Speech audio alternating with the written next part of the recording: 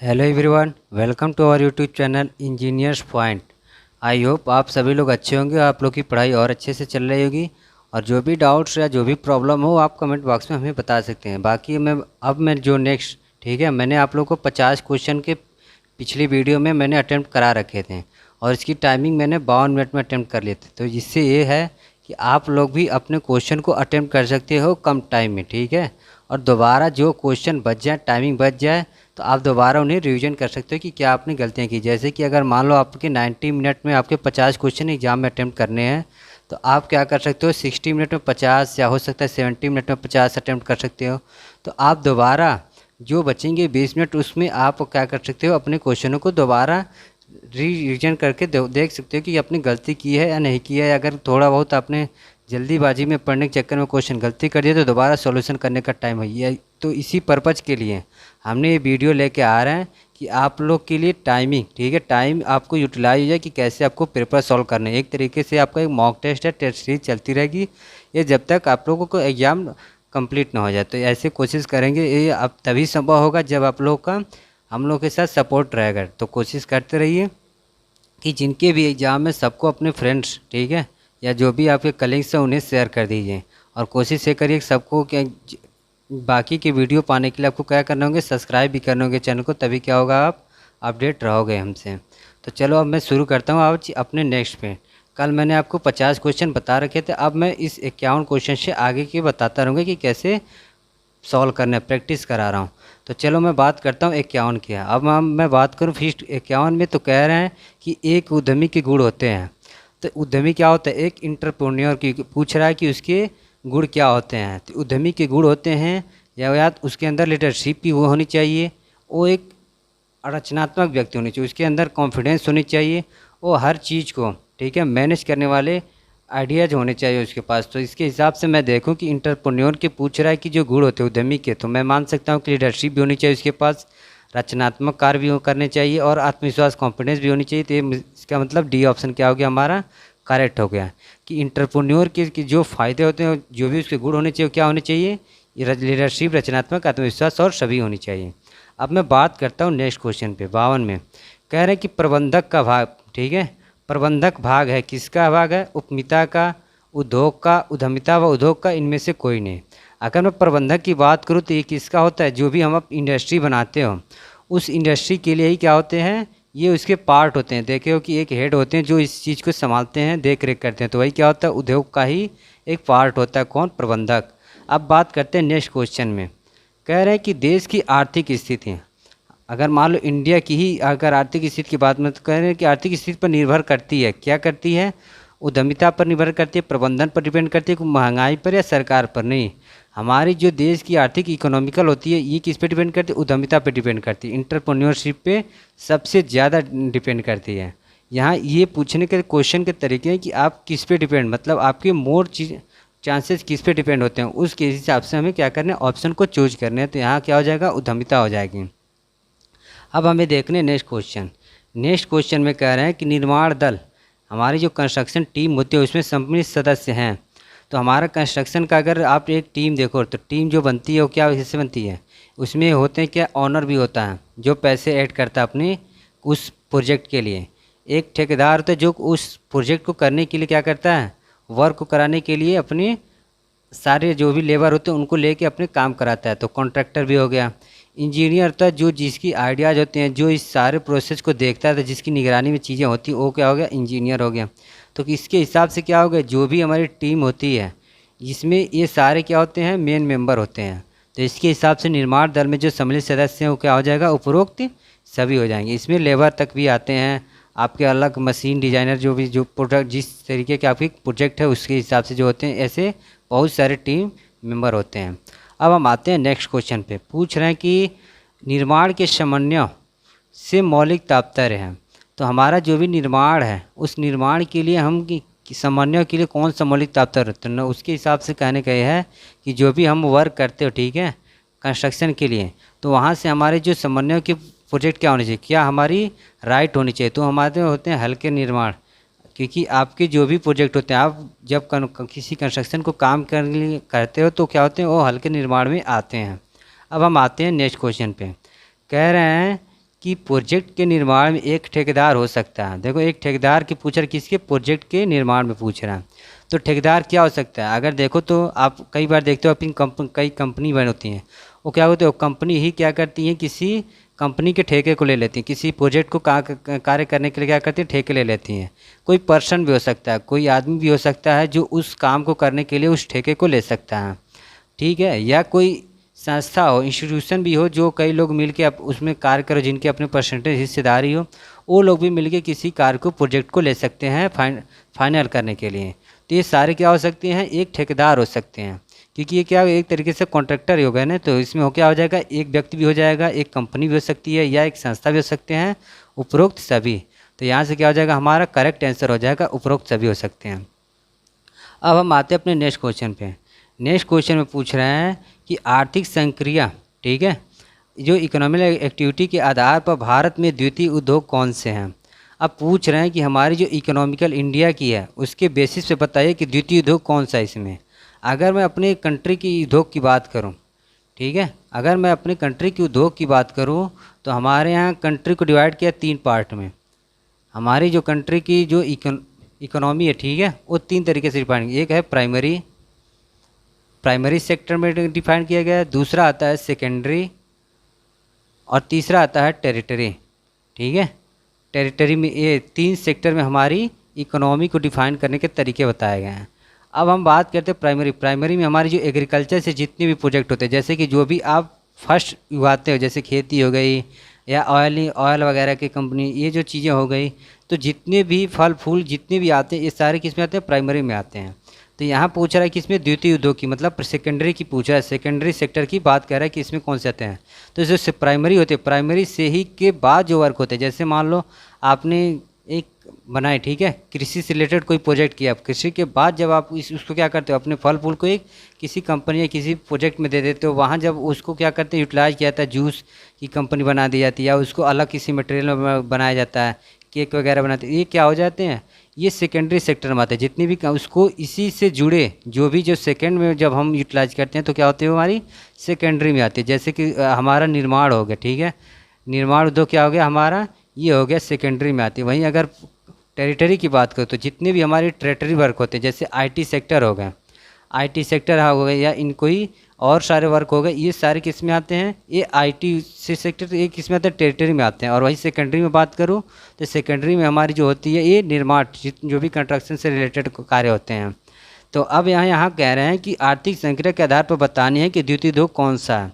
तो मैंने यहाँ बता दिया। तो द्वितीय उद्योग जो सेकेंडरी प्रोजेक्ट क्या होता है, निर्माण कंस्ट्रक्शन से रिलेटेड प्रोजेक्ट जो होते हैं वो सेकेंडरी में आता है। वही अगर कृषि उद्योग की बात करूँ तो प्राइमरी सेक्टर में आता है, विनिर्माण टेरिटरी में आता है, ये भी कपड़ा उद्योग, ये भी टेरिटरी के ही प्रोजेक्ट में आते हैं। अब हम आते हैं नेक्स्ट में, निर्माण प्रोजेक्ट को प्रभावी करने वाला मुख्य कारक है। कह रहे जो भी निर्माण प्रोजेक्ट होता है उसको इफेक्ट, ठीक है, प्रभावी करने वाला मुख्य कारक कौन सा होता है।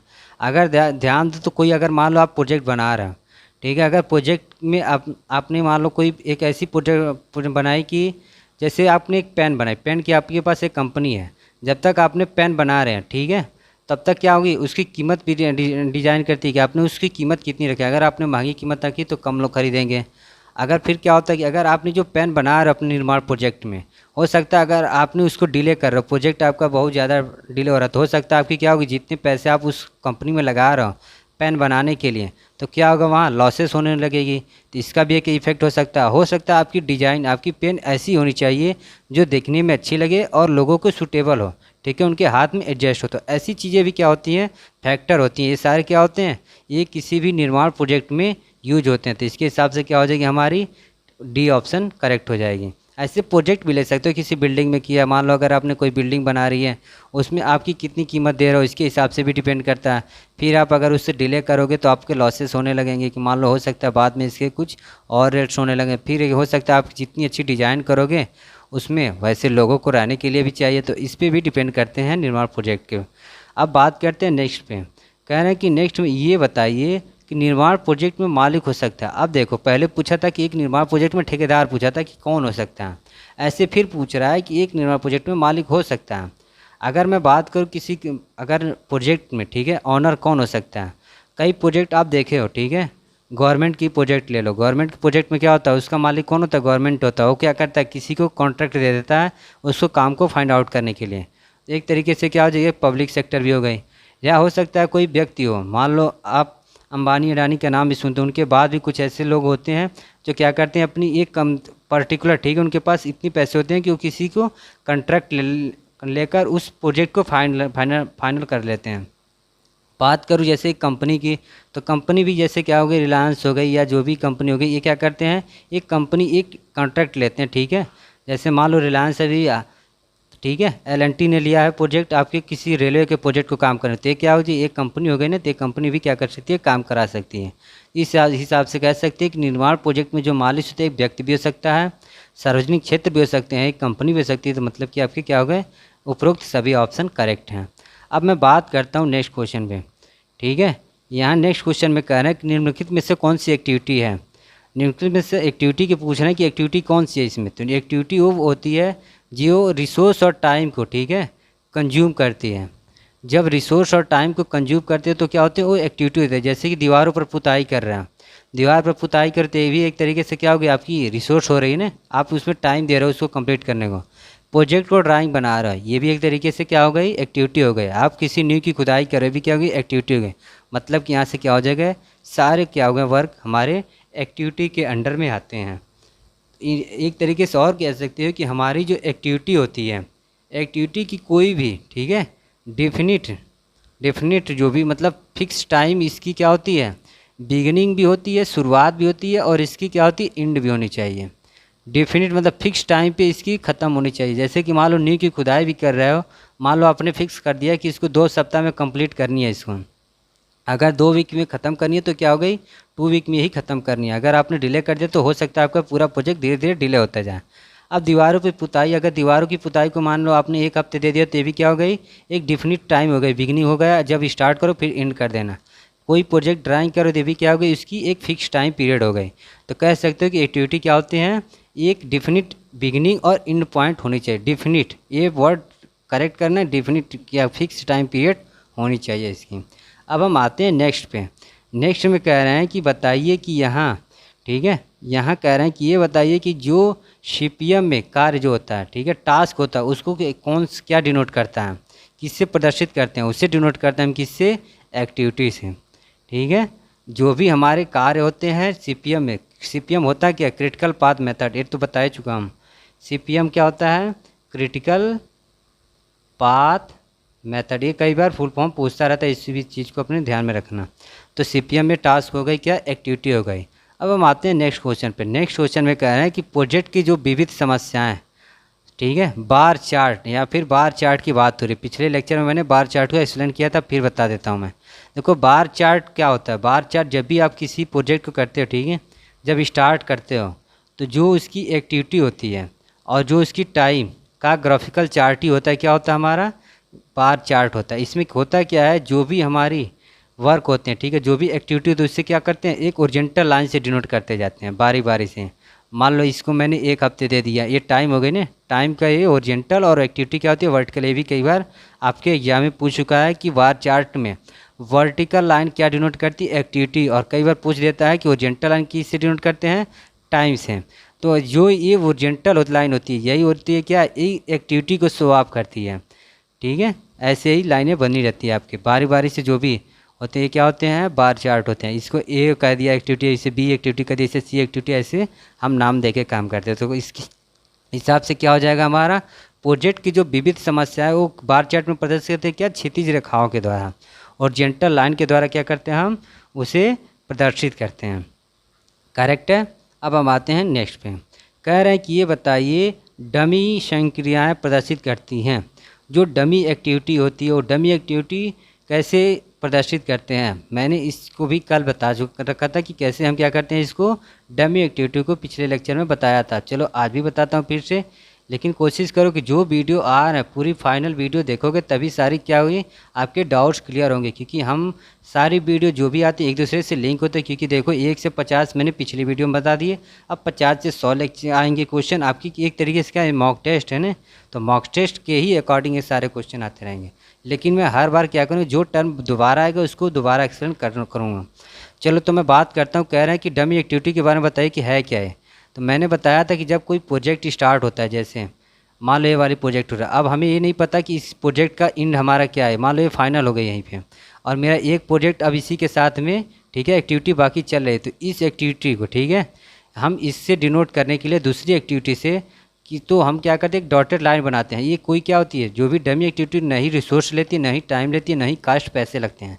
हमें बस ये होता है कि मान लो ये कोई एक्स्ट्रा बगल में काम हो रहा है, इसको फाइनल करने के लिए हम क्या करते हैं, इसी प्रोजेक्ट के साथ ही कंटिन्यू रखने के लिए क्या करते हैं, इसे ऐड कर देते हैं डॉटेड लाइन के। तो कौन सी लाइन किससे डिनोट करते हैं, इसे डॉटेड लाइन के रूप में डिनोट करते हैं। ठीक है, अब हम तो डमी एक्टिविटी किससे प्रदर्शित करें, डॉटेड लाइन से करते हैं। अब हम आते हैं नेक्स्ट क्वेश्चन में।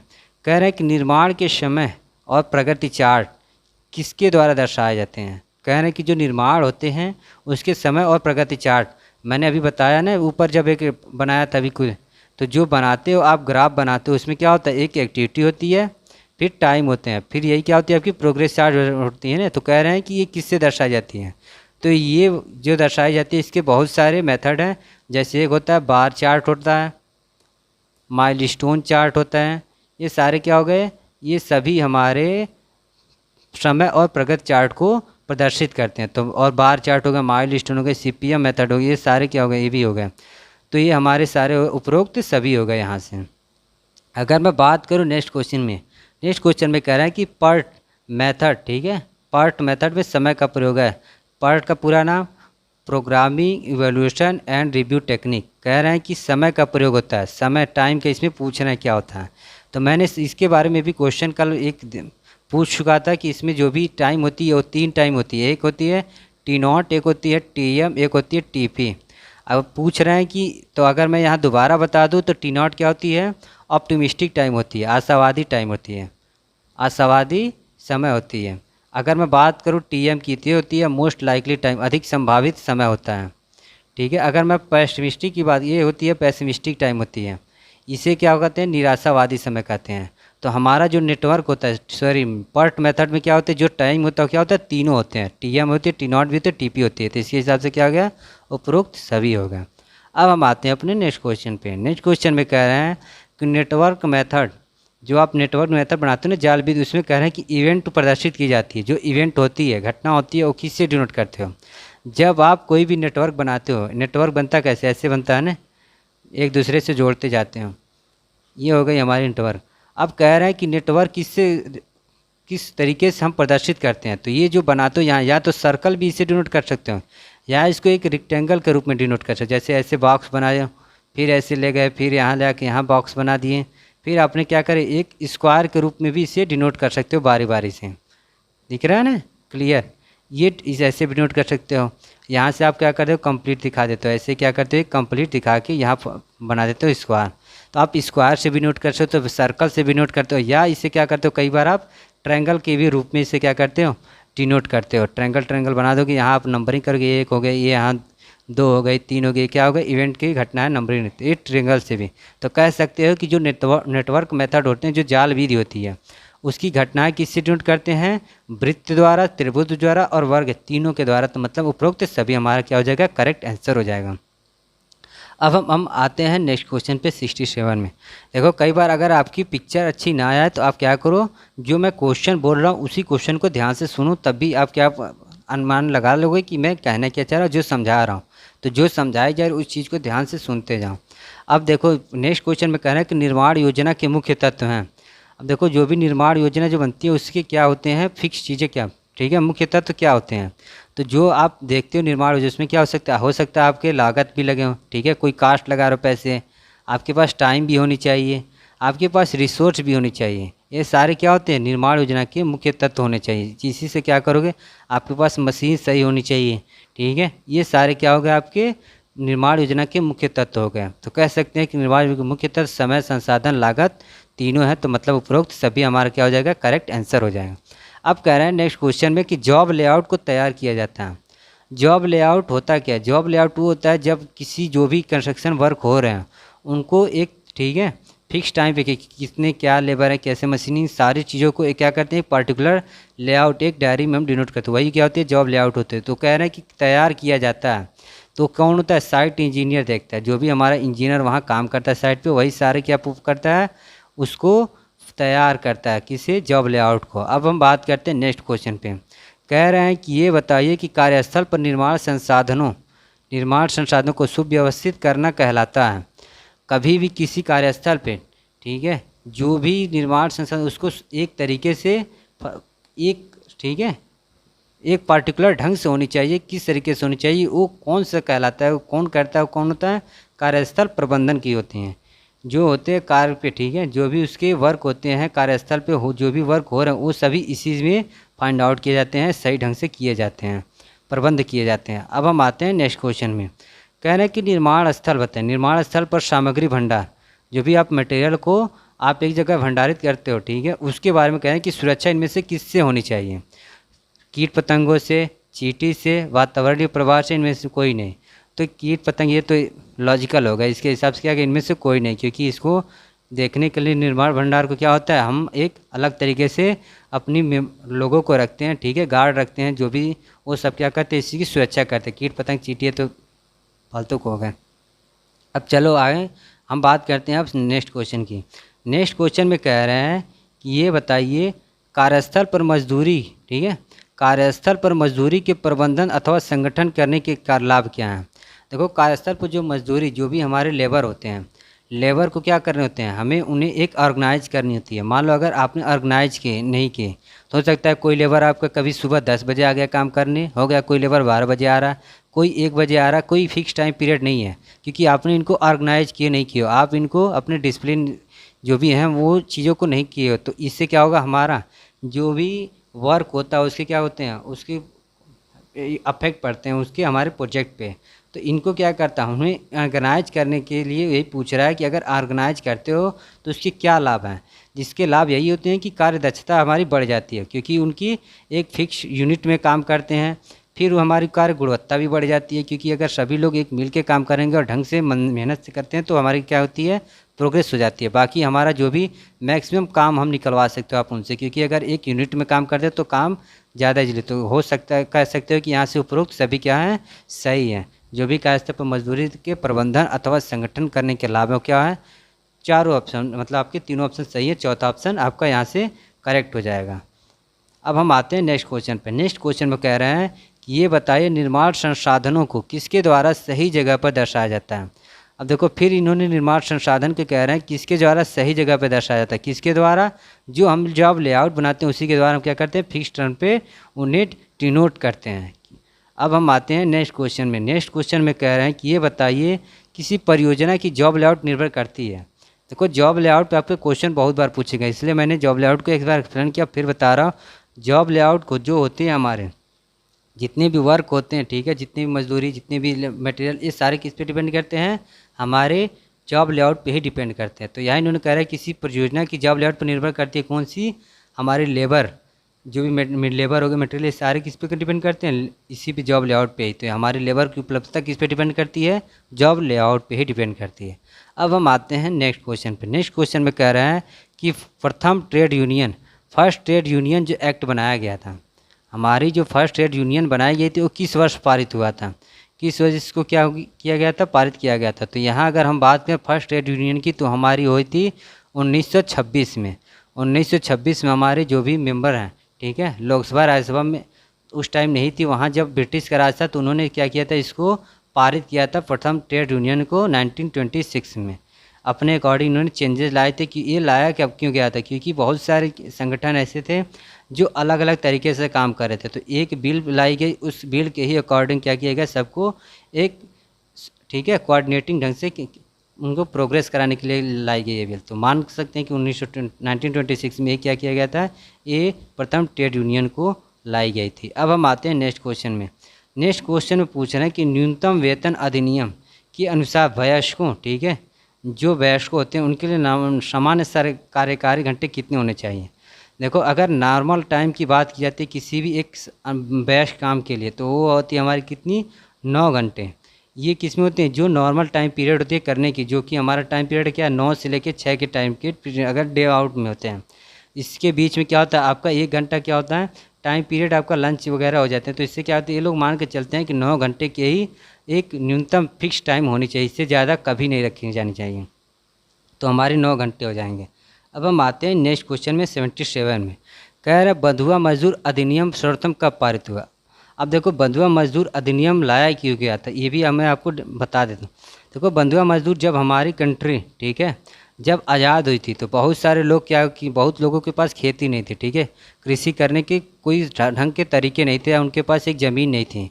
तो बहुत सारे लोगों ने क्या किया, कई लोगों जो भी ऑन जैसे अलग जिनके पास ज़्यादा पैसे थे, जो मालिक थे, जो हमारे क्या बड़े बड़े लोग, तो उनके अंडर में क्या कि ये लोग काम करना स्टार्ट करे। फिर इन्होंने क्या किया, जो बड़े लोग थे, ठीक है, जो मालिक होते थे उस टाइम के राजा वगैरह, वो लोग क्या किए, इन जो भी, ठीक है, मज़दूर थे, उन मज़दूरों को क्या किए, एक कुछ कर्ज रुपए देके अपने अंडर में काम कराने लगे। और यही कर्ज क्या किया, ये लोग मज़दूर बाद में भरते भरते इनकी टाइम बहुत ज़्यादा लग जाती थी। तो एक तरीके से क्या करता था, मालिक इनको खरीद देता था और इनके साथ बहुत ज़्यादा शोषण करता था, इन्हें दिन रात काम कराते रहते थे। तो इससे क्या हो गई, गवर्नमेंट को ये लगा कि चलो इसका भी छुटकारा हमें करना पड़ेगा। तो इस छुटकारे के लिए क्या किया, इन्होंने एक बंधुआ मजदूर अधिनियम लाया, ठीक है।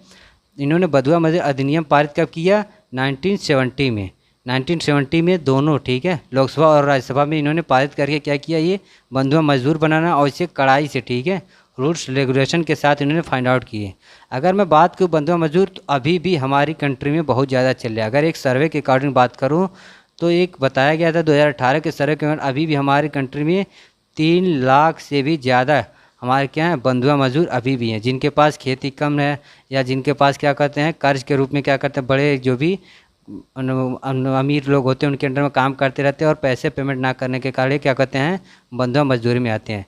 तो इन्हीं के जो बाद में इन्हें छुड़ा दिया जाता है, ठीक है, गवर्नमेंट जब जान जाती है तो क्या करती है, इन्हें छुड़ा देती है और उनके पुनर्वास केंद्र बनाती है। तो वो सारे प्रोसेस कब बनाए गए थे, 1970 में किए गए थे।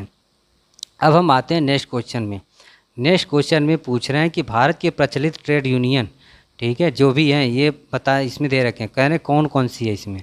अगर मैं ट्रेड यूनियन की बात करूँ तो इसमें से अगर INTUC भी है और UTUC और IITUC, ये तीनों है। अगर मैं बात करूँ इनके पूरे नाम की, अगर मैं इनके तीनों नाम को एक्सप्लेन करूँ, ठीक है, तो जो AITN, ठीक है, AITUC जो होती है, सी ऑप्शन, ये होता है ऑल इंडिया ट्रेड, ठीक है, all India trade union conference होते हैं। क्या होते हैं, ये होता है, अगर मैं यहाँ से बात कर रहा हूँ, AITUC का फुल नेम होता है all India trade union Congress, all India trade union Congress. इसे बनाई गई थी 1920 में, ठीक है, और इसको बनाया किन्होंने था, इन्होंने लाला लाजपत राय और कुछ लोगों ने मिलकर इसे बनाया था इस ट्रेड यूनियन को। और इसके फर्स्ट प्रेसिडेंट है AITUC के कौन है, all India trade union Congress के कौन फर्स्ट प्रेसिडेंट थे, लाला लाजपत राय जी। लाला लाजपत राय जी ही क्या थे, फर्स्ट प्रेसिडेंट भी थे। ये कई बार पूछ लेता है क्वेश्चन में कि कब इसको इस्टाब्लिश किया गया था, ठीक है, तो ये इस्टाब्लिश किया गया था इसे 1920 में। 1920 में all India trade union Congress को इस्टाब्लिश किया गया। इसके फर्स्ट प्रेसिडेंट कौन थे, लाला लाजपत राय। अब बात करता हूँ INTUC की। तो INTUC जो थी, INTUC का फुल नेम होता है इंडियन नेशनल, ठीक है, Indian national trade union Congress. इसको इस्टाब्लिश किया गया था कब, 1947 में। हमारे आज़ादी के समय इसे क्या कहते हैं, इस्टाब्लिश किया गया था। अगर मैं बात करूँ UTUC की, UTUC का फुल नेम होता है यूनियन ट्रेड यूनियन कांग्रेस, ठीक है, यूनियन ट्रेड यूनियन कांग्रेस होता है। इसे बनाया गया था 1949 में। इस चीज़ को आप अपने नोटबुक में लिख लेना, क्योंकि कई बार ये आपके ऑर्गेनाइजेशन दे देता है और इनके फुल नेम भी पूछ लेता है। तो याद रखना INTUC का फुल नेम क्या था, इंडियन, ठीक है, इंडियन नेशनल ट्रेड यूनियन, ठीक है, कांग्रेस। ये कब हुआ था, 1947 में। UTUC की बात करूँ तो यूनियन ट्रेड यूनियन कांग्रेस, और AITUC की बात करूँ तो all India trade union Congress, ठीक है। ये पूरे नाम आप अपने नोटबुक में लिख लेना। अगर मैं ढंग से ना लिखा हूँ तो आज जो भी वर्ड बोल रहा हूँ उस वर्ड को क्या करना, क्लियर लिख लेना। अब मैं बात करता हूँ तो इन्होंने क्या हो गया, हमारा D ऑप्शन क्या हो जाएगा, करेक्ट हो जाएगा। अब हम आते हैं नेक्स्ट क्वेश्चन में। नेक्स्ट क्वेश्चन में पूछ रहे हैं कि संशोधित कामगार जो भी हमारे संशोधित कामगार अधिनियम बनाई गई है उसमें कितने इंजरी को दी गई है, उनके जो इंजरी दी गई है लिस्ट वो कितने लोगों को दी गई है, उसमें बात की है कितने 54 इंजरी की बात की है किसमें, जो भी संशोधित कामगार क्षतिपूर्ति अधिनियम बनाई गई 1959 में। अब हम आते हैं नेक्स्ट क्वेश्चन में। नेक्स्ट क्वेश्चन में कह रहे हैं कि किसी कार्य की प्रगति, किसी वो कार्य की प्रगति की समीक्षा किससे प्राप्त होती है। तो अगर किसी कार्य की अगर देखो तो उससे समीक्षा करने के लिए तो समय बचाने के लिए की जाती है। प्रोग्रेस हम क्यों चार्ट देखते रहते हैं, क्योंकि हमारी समय बच जाए, हमारी क्षमता से हो जाए और निर्धारित कार्य बजट से वो कंप्लीट की जाए। तो मतलब कि चारों ऑप्शन क्या हो जाए, करेक्ट होगा। किसके लिए, किसी कार्य की प्रगति की समीक्षा किससे प्राप्त होने के लिए। अब हम आते हैं नेक्स्ट क्वेश्चन में। यहाँ कह रहे हैं कि नेक्स्ट क्वेश्चन में ये बताइए कि ये निम्नलिखित में से कौन सी निर्माण कार्य की अवलेखन विधि है। देखो यहाँ पूछ रहे हैं कि अवलेखन की विधि पूछ रहे हैं कि निर्माण कार्य की अवलेखन विधि क्या होती है। तो जो भी हमारे पास जॉब डायरी होती है वही क्या होती है हमारी अवलेखन विधि। और माप पुस्तिका क्या होती है, जो भी हमारी एरिया, ठीक है, जो प्रोजेक्ट किए तो उसकी एरिया, क्वांटिटी, मटेरियल, सारे क्या होते हैं मॉप पुस्तिका में आती हैं। वही प्रगति रिपोर्ट, प्रोग्रेस हमारा चार्ट देखता है कि हमारे वर्क कितना हो गया, क्या क्या हमें टाइम अपडेट करने होते हैं, वो हमारी होती है प्रोग्रेस रिपोर्ट होती है। तो निम्नलिखित में से अगर अभिलेखन की बात करें तो क्या हो जाएगा, हमारी जॉब डायरी हो जाएगी। अब हम आते हैं नेक्स्ट क्वेश्चन में। नेक्स्ट क्वेश्चन में कह रहे हैं कि प्रगति नियंत्रण के उद्देश्य क्या हैं। ठीक है, जो भी हमारे प्रोग्रेस कंट्रोल होता है उसका उद्देश्य क्या होता है। हम उस उद्देश्य होता है कि ठेकेदार को सही टाइम पे भुगतान करना, पेमेंट करना, ये भी सही है। परियोजना को सही ढंग से निर्माण करना, कंप्लीट करना, ये भी हमारा उद्देश्य होता है। और मालिक को संतुष्ट, जो मालिक जितने पैसे मान लो जो लगाता है वो उसको भी तो संतुष्ट करने होते हैं कि वो सेटिस्फाइड है कि नहीं उस काम को लेके। तो ये क्या होगा, जो भी प्रगति नियंत्रण उसका उद्देश्य क्या होता है, ये सारे तीनों वर्क होते हैं। तो आप कह सकते हो कि उपरोक्त सभी आपके करेक्ट ऑप्शन हैं। अब हम आते हैं नेक्स्ट क्वेश्चन पे। नेक्स्ट क्वेश्चन में कह रहे हैं कि ये बताइए निर्माण मशीनों की मरम्मत। अब देखो निर्माण मशीन की भी बात कर रहे हैं, कह रहे हैं कि मरम्मत और देखरेख का हिसाब रखा जाता है। तो जब हम मशीन की बात करते हैं किसी निर्माण की तो किसके थ्रू रखी जाती है, जो भी एक लॉग बुक बनाई जाती है। लॉग बुक को क्या होती है, मशीन और की देखरेख की जाती है। ठीक है, मशीनों की मरम्मत और देखरेख का हिसाब रखा जाता है। तो बाकी मैंने माप पुस्तिका, फील्ड पुस्तिका में देखो क्या होता है कि जो भी आप स्टार्ट करते हो सर्वे को, ठीक है, जो भी काम स्टार्टिंग में करते हो सर्वे किए, ठीक है, उससे कंट्रोल कोऑर्डिनेटिंग सारे प्रोसीजर क्या होते हैं फील्ड बुक में आते हैं। अब हम बात करें नेक्स्ट क्वेश्चन की। यहाँ से आपका मशीनों की मरम्मत और देखरेख का क्या इसमें कहते हैं लॉग पुस्तिका, बहुत इंपॉर्टेंट है, इसे भी ध्यान रखना। निर्माण, ठीक है। अब कह रहे हैं कि निरीक्षण विश्राम के उद्देश्य क्या हैं। जो भी आप निरीक्षण विश्राम करते हो उसका उद्देश्य क्या होना चाहिए, पर्पज क्या होनी चाहिए। तो बात कर निरीक्षण विश्राम के लिए तो क्या होती है, जो भी हमारे इंस्ट्रूमेंट होता है, ठीक है, जो हमारे मटेरियल होते हैं उसी के लिए हम क्या करते हैं, इस चीज़ को लेके आते हैं निर्माण निरीक्षण विश्राम के लिए।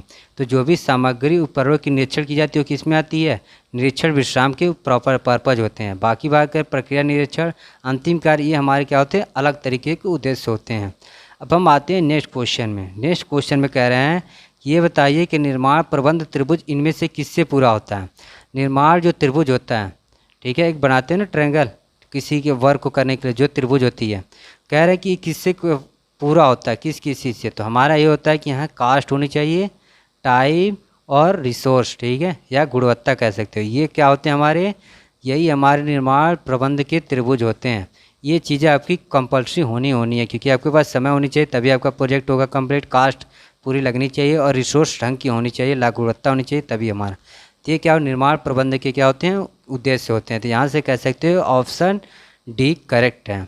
देखो ये सारी चीज़ें आपको ज़्यादा एक्सप्लेन करके इसलिए बताई जा रही है कि अभी आपके पास समय कम है, तो आप यहाँ से समझ लेना, क्योंकि आपके पास टाइम कम है एग्ज़ाम के लिए। तो कोशिश ये करो कि वीडियो को पूरा देखो और पढ़ाई अच्छे से करो। जो यहाँ से डाउट लग रहा है पूछो, हम दोबारा इसे बताएंगे। अब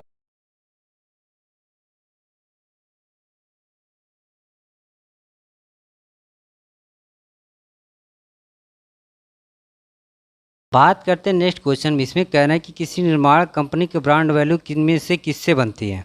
अगर बात करो किसी निर्माण कंपनी की ब्रांड वैल्यू को, तो अगर आप देखो, ठीक है, जो भी हमारी निर्माण वैल्यू को करने के लिए क्या करते हो, आप फर्स्ट पर्पज़ देखते हो कि उसकी क्या होनी चाहिए, उसकी गुणवत्ता ढंग की होनी चाहिए, ठीक है।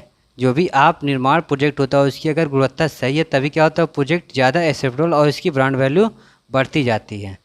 बाकी इस पे ये नहीं कह रहा है कि ब्रांड वैल्यू की बातें पूछ रहा है, तो अगर ब्रांड वैल्यू में क्या होती है हमारे पास उसकी गुणवत्ता होनी चाहिए कि क्या उसकी सही होनी चाहिए।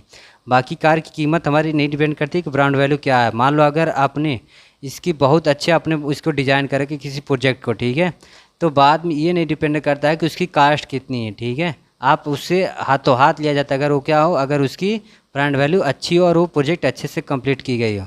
आप ये नहीं डिपेंड करता है कि उसकी क्या तरीके क्या हैं उस प्रोजेक्ट को करने के। तो ये भी हो सकता है। तो हमारा क्या है, ब्रांड वैल्यू किस पे बनती है, तो उस पर एक ही डिपेंड करता है क्या, कार की गुणवत्ता होती है। अब हम बात करते हैं नेक्स्ट क्वेश्चन में। नेक्स्ट क्वेश्चन में कह रहे हैं कि ये बताइए निर्माण कार्य, ठीक है, निर्माण के किस चरण में त्रुटि रहित कार्य के निरीक्षण आवश्यक होता है।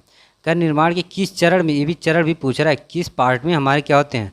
तो जो भी हमारा त्रुटि रहित कार्य के निरीक्षण होते हैं क्या होते हैं, निर्माण से पहले भी उसका किए जाने चाहिए, निर्माण के उपरांत भी किए जाने चाहिए और निर्माण के दौरान भी किए जाने चाहिए। मतलब तीनों के हिसाब से क्या हो गई, हमें निरीक्षण करने हैं। तो ऑप्शन डी क्या हो जाएगा आपका, करेक्ट हो जाएगा। देखो आपके मैक्सिमम क्वेश्चन ऐसे ही बनेंगे कि आपको तीनों ऑप्शन करेक्ट होंगे, तो आप मैक्सिमम क्या करना, ऑल ऑफ द एबव या उपरोक्त सभी को ही ट्रिक करना। ये 90% आपके चांसेस हैं कि आपके एग्जाम में ऐसे ही क्वेश्चन आने हैं। तीनों ऑप्शन करेक्ट रहेंगे, बस आपको ये रहेगा कि आप पढ़े हो, क्लियर रहोगे, तभी क्या करोगे, आपको ऑप्शन सही चूज कर पाओगे। तो इसके लिए करना यही होगा कि आपको ढंग से पढ़ाई करनी होगी, ये वीडियो पूरी देखनी होगी, जिससे कि आपको जो भी डाउट्स आते हैं, हम कोशिश यही कर रहे हैं कि मैक्सिमम क्वेश्चन इन्हीं जो हमारे मॉक टेस्ट आ रहे हैं इसी मॉक टेस्ट से ही आए। इसीलिए हम कोशिश करें कि रेगुलर वीडियो, भले टाइम लेंथ ज़्यादा पड़ रही है लेकिन आप वीडियो को इतनी लॉन्ग नहीं कोशिश की जा रही है बनाए कि जिससे आपके पास टाइम कम, हम भी ये इस बात का ध्यान रखना है। लेकिन एक्सप्लेन किया जा रहा है तो कोशिश यही होगी कि थोड़ा टाइम लग सकता है। कह रहा है कि नेक्स्ट क्वेश्चन में ये बताइए कि गुणवत्ता नियंत्रण तरीकों, ठीक है, किसमें वृद्धि होती है। अगर कोई गुणवत्ता है, आपने कोई काम करा, कोई क्वांटिटी मटेरियल है, तो कह रहा है कि किससे वृद्धि होती है, उसकी उत्पादकता भी बढ़ती है, मांग भी बढ़ती है, गुणवत्ता बढ़ती है। हाँ ये सही है। अब चलो इसे समझाता हूँ मैं। अगर मान लो कोई प्रोजेक्ट कर रहा है, ठीक है, उस प्रोजेक्ट को अगर आपने सही ढंग से किए हो, तो अगर आपकी पूरी कंट्रोल में है तो ये क्या होगी, इसकी उत्पादकता इसकी और ज़्यादा इसको मांग की जाएगी, ठीक है।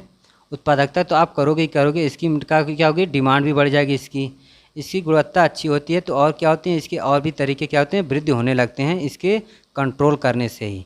तो कह सकते हो कि जो गुणवत्ता नियंत्रण के तरीके होते हैं क्या होते हैं, उत्पादकता भी होती है, मांग भी होती है, गुणवत्ता, ये चारों ऑप्शन क्या आ गए, करेक्ट हो गए। अब हम आते हैं नेक्स्ट क्वेश्चन में। नेक्स्ट क्वेश्चन में कह रहे हैं कि निम्नलिखित में से कौन सा दुर्घटना का कारण है। निम्नलिखित में से कौन सा क्या है, दुर्घटना का कारण है। तो देखो दुर्घटना का कारण क्या हो सकता है, आप साइकोलॉजिकली वीक हो, ठीक है, कह सकते हो कि आप मनोवैज्ञानिक साइकोलॉजिकली वीक हो, या आपका क्या हो, फिजिकली आप भी वीक हो, मतलब शारीरिक रूप से भी वीक हो, या आपकी जो भी मेंटली डिस्टर्ब हो वो इससे भी आप वीक हो। तो इससे क्या हो गया, आपकी दुर्घटना होने के चांसेस बढ़ जाते हैं। जैसे कि अगर मनोवैज्ञानिक बात करूं तो मान लो आपकी चिंता हो, किसी बात को लेकर आप प्रॉब्लम में हो, तो आप इस चीज़ में आप ज़्यादा इफेक्ट करते हो, अपने काम को ढंग से नहीं कर पाते, जिससे क्या होता है कभी कभी आपकी दुर्घटना होने के चांसेस बन जाते हैं। शारीरिक रूप से अगर मान लो आप शारीरिक रूप से कहीं कमज़ोर हो, आप किसी चीज़ को कर ना पा रहे हैं, ठीक है, फिर भी आपने क्या किया, प्रोजेक्ट स्टार्ट कर दिया, आपने फ्लोर पे चढ़ने के लिए क्या किया, कोई काम कर रहा हो, ईंट वगैरह या कोई भी सरिया, जो भी मजदूर होते हैं, अगर ये शारीरिक रूप से कमज़ोर होते हैं तो क्या करते हैं, इससे दुर्घटना बनने के चांसेस जाते हैं। फिर बहुत ही फिजिकल तरीके से, जैसे आप सही ढंग से काम ना कर रहे हो, ठीक है, आप फिजिकली कोई काम अगर कहा जा रहा हो कि आपको जो भी जैसे करनी हो, ठीक है, मशीनी ढंग से ना कर रहे हो तो भी ये क्या होता है, ठीक है, मशीन जो भी है जो वर्क कर रहे हैं अगर उसको आप सही ढंग से ना करते हो तो भी ये क्या देख फिजिकली चांसेस बन जाते हैं। तो कह सकते हैं कि उपरोक्त सभी क्या होते हैं, हमारे दुर्घटना के कारण होते हैं। अब हम आते हैं नेक्स्ट क्वेश्चन में। कह रहे हैं कि इनमें से कौन सा निर्माण कार्य अधिक खतरनाक है। अब यहाँ ये बताएं, देखो ये क्वेश्चन ध्यान से पढ़ो। मैं क्वेश्चन को देखो हर जगह अंडरलाइन क्यों कर रहा हूँ, क्योंकि जो अंडरलाइन कर रहा हूँ वही इंपॉर्टेंट लाइन है। तो जो लाइन इंपॉर्टेंट जब खींची जा रही है तो समझ जाना कि यही लाइन आपके पूरे क्वेश्चन का सार है, मतलब यही आपकी पूरी एक्सप्लेन कर देगा क्वेश्चन को। तो यहाँ कह रहे हैं कि ये बताइए कि इनमें से कौन सा निर्माण कार्य अधिक खतरनाक है। निर्माण कार्य की बात कर रहा है तो आप क्या देखो, अगर अब ऑप्शन में देखो बात करो तो देखो ऑप्शन में दिया खुदाई दिया है, विस्फोटन दिया, फर्माबंदी दिया, इनमें से कोई नहीं, डी ऑप्शन है। लेकिन अगर आपने क्वेश्चन ढंग से नहीं पढ़े हो तो डायरेक्ट आपने कहा, आपका नज़र कहाँ गया, खतरनाक पे। आपने खतरनाक वर्ड पकड़िए, तुरंत समझिए कि खतरनाक क्या, विस्फोटन। जो विस्फोट की जाती है वो खतरनाक। हाँ ये सही है कि विस्फोटन खतरनाक होती है, लेकिन यहाँ बात किसकी कर रहे हैं, निर्माण कार्य की कह रहे हैं। तो जब भी निर्माण कार्य की बात कर रहा था तो आप समझो कि जो भी अधिक खतरनाक क्या होता है, खुदाई होती है।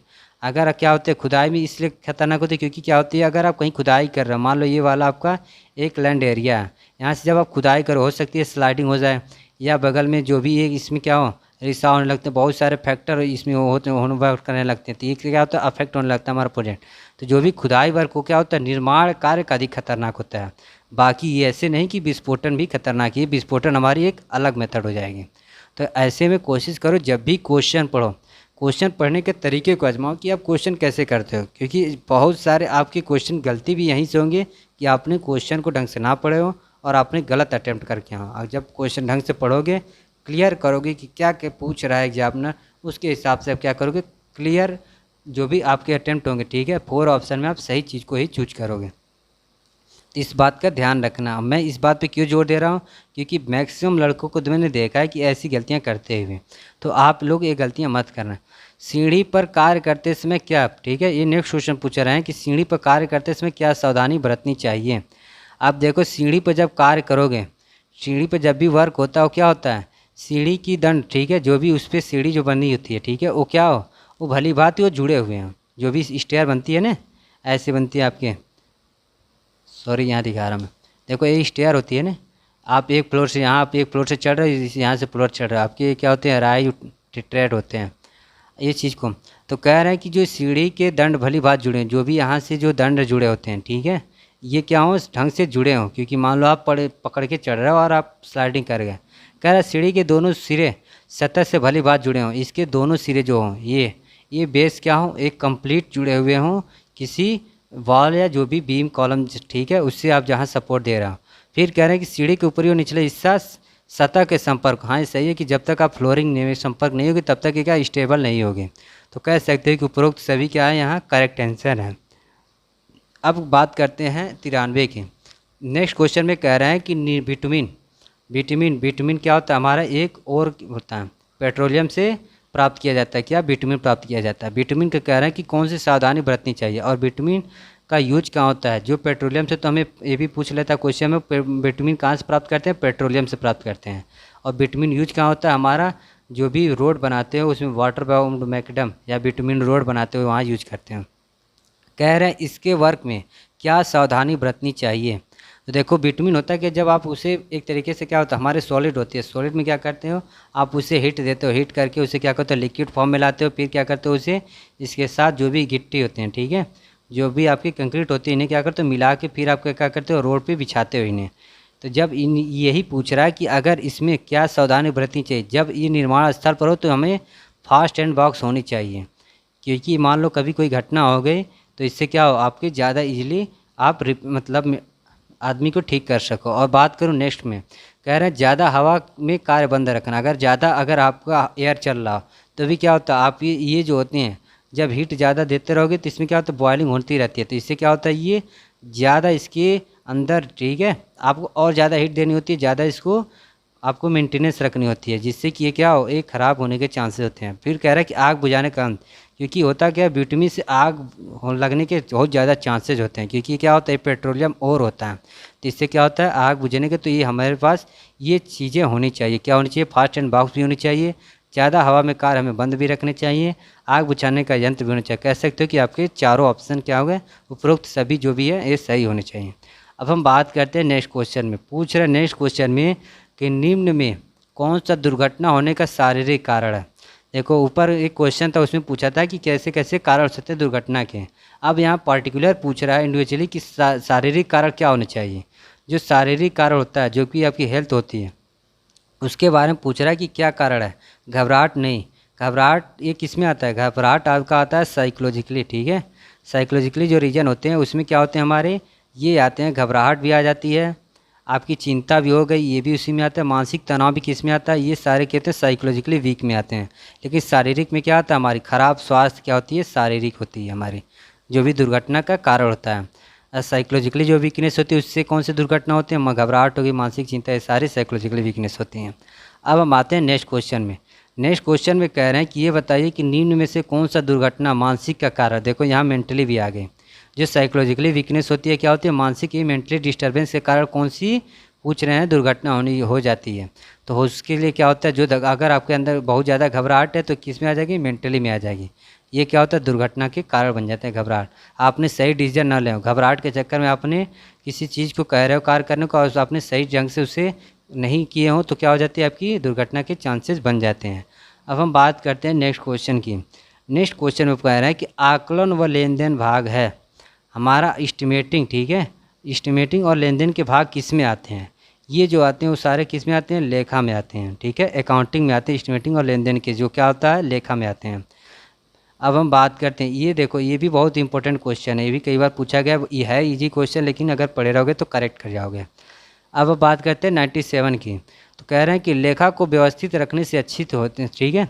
लेखा को व्यवस्थित रखने से अच्छी होती है, क्या अच्छी होती है, हमारी गुणवत्ता भी अच्छी होती है। अगर क्या होता है, अगर मान लो आपने सही तरीके से किसी काम को एस्टिमेट ना किए हो, ठीक है, अगर लेन देन आपका सही ना हुआ हो तो क्या होगा, आपकी हो सकती है गुणवत्ता में भी डिफेक्ट पड़ जाए। आपने मटेरियल को सही ढंग से ना मंगाई हो, आप क्या हो सकता है, जो जिस दुकान से, ठीक है, जिस कंपनी से आपने अपनी मटेरियल मंगाए और उसने उसका सही ढंग से गुणवत्ता ना किया, आपने वहाँ से क्या किया, उसकी सही लेन देन ना किया, तो वो क्या करेगा, आपको गलत मटेरियल दे देगा। तो गुणवत्ता की भी लेखा क्या करता है, व्यवस्थित करता है गुणवत्ता की। और गति को भी, अगर आपने सही लेन देन, सही प्रोग्रेस, सही एस्टिमेशन किए हैं तो क्या होगा, उसकी प्रोग्रेस को भी बढ़ा देता है और कैपेसिटी को तो बढ़ा ही देगा, क्योंकि इससे ये होगा कि आपके सारे अगर चीज़ें सही रहती है तो इससे क्या होगी, आपकी कैपेसिटी जो वर्क होती है प्रोजेक्ट की ढंग से होती है। तो क्या होगा, चारों ऑप्शन करेक्ट होगा।